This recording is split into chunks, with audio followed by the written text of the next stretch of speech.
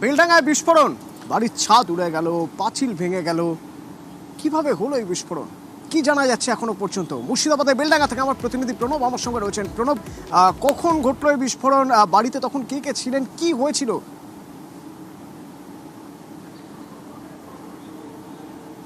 দেখো, আজকে সকালবেলাতে যে হঠাৎই যে বেলডাঙ্গা ঝুমকা, সেখানে একটি পরিত্যক্ত জায়গায় পাঁচিল দিয়ে ঘেরা ছিল, সেখানে হঠাৎ করে বিস্ফোরণ হয় এবং বিস্ফোরণে এতটাই তীব্রতা ছিল যে পাশের যে পাঁচিল, সেই পাঁচিল ভেঙে যায় এবং পাশের যে বাড়ির যে তোমার টালির চাল, সেই ছাদও কিন্তু সেই চালাও কিন্তু উড়ে যায় এবং এলাকার মধ্যে আতঙ্ক ছড়িয়ে পড়ে।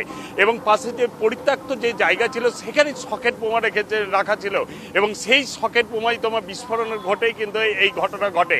এবং তার পাশেই কিন্তু আইসিডিএস সেন্টার, সেই সময় ছোট ছোট বাচ্চারা কিন্তু খাবার খাচ্ছিল এবং যদি তীব্রতা যদি আরও একটু বেশি হতো, তাহলেও কিন্তু তার বড় ধরনের দুর্ঘটনা ঘটে যেতে পারলে কিন্তু এলাকাবাসীরা জানান।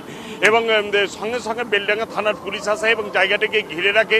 কে বা কারা এই সকেট বোমাগুলো এই এলাকার মধ্যে রেখে দিয়েছিল, সেটা কিন্তু তদন্ত করে দেখছে। এখনো পর্যন্ত কাউকে গ্রেপ্তার করা হয়নি, তবে এলাকার যে প্রতিবেশী যে বাড়ি রয়েছে, সেই সমস্ত বাড়িতে কিন্তু বেশ কয়েকটা বাড়ি এই বিস্ফোরণে কিন্তু ক্ষতিগ্রস্ত হয়েছে। গতকালই কিন্তু রেজিনগরে ধন্যবাদ। আজ হয়ে একবারে বিশাল আওয়াজ হয়ে এদিকে বাস্ট হয়ে আমার বাড়িঘর এভাবে ভাঙচুর করে দিয়ে গেল, আমার পায়খানা টাঙ্কি ভাঙচুর করলো। আমাদের জীবনের আশঙ্কা আছে, এই কাজগুলো কে করলো? আপনার সেগুলো ভালো করে তদন্ত করে তাদেরকে উপযুক্ত শাস্তি দেওয়া যাকে। এটা কটার সময় হয়েছে?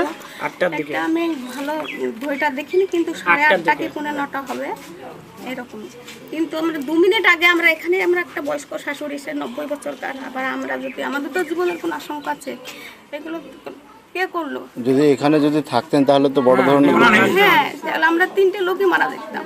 আমার স্বামীও বাড়িতে ছিল না, আমার ছেলেটাও বাড়িতে ছিল না। তারপর আমি বাড়ির মধ্যে এসে দেখছি আমার এইভাবে সব ভাঙচুর। কি চাইছেন এখন আপনারা? তদন্ত হোক, সেটা আমরা চাই। কি চাইবো? তাদের শাস্তি হোক।